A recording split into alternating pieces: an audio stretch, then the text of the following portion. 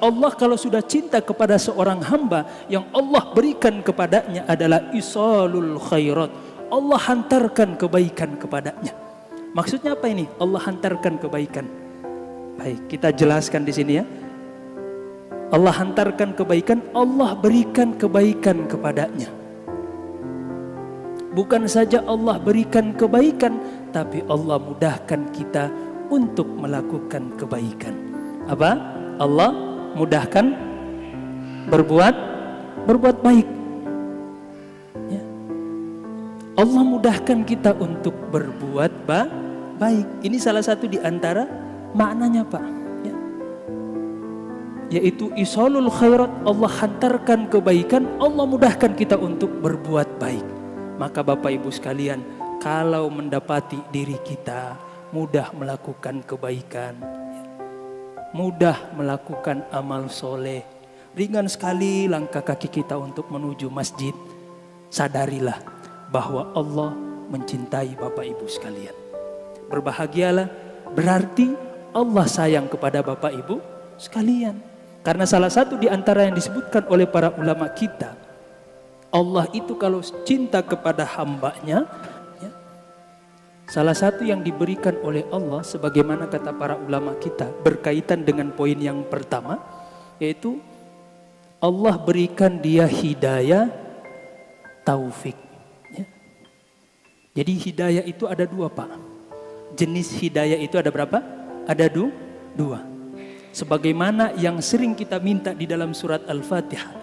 Ihdinas siratal mustaqim, siratal ladzina an'amta alaihim. Nah, hidayah itu kata para ulama kita ada dua. Yang pertama hidayah irsyad, yang kedua adalah hidayah taufik. Yang kita minta di dalam surat Al-Fatihah itu adalah hidayah taufik. Ya. Hidayah irsyad ini berupa petunjuk. Ya. Makanya Bapak Ibu sekalian, semua kita manusia, siapapun dia, seburuk-buruknya manusia, itu di dalam hatinya dia tahu antara baik dan buruk. Ya. Cuman soal mengerjakan kebaikan ini perlu taufik. Ya. Perlu taufik. Tapi dia tahu secara manusia yang Allah berikan akal serta hati nurani, dia sadar, dia tahu bahwa itu baik. Tapi kenapa dia tidak melakukan kebaikan? Karena nggak diberikan taufik oleh Allah. Tidak dimudahkan oleh Allah. Ini yang disebut oleh para ulama kita adalah hidayah taufik. Dimampukan kita untuk melakukan kebaikan. Makanya di dalam tradisi Muhammadiyah dan NU, di akhir ceramahnya selalu minta apa? Billahi taufik wal hidayah wallahul muwaffiq ila aqwamit thoriq. Itu minta hidayah taufik, Pak. Karena yang paling mahal itu bukan sekedar hidayah petunjuk. Ya. Betapa banyak kita manusia yang tahu kebaikan, tapi apakah kita mampu untuk melakukan kebaikan tersebut?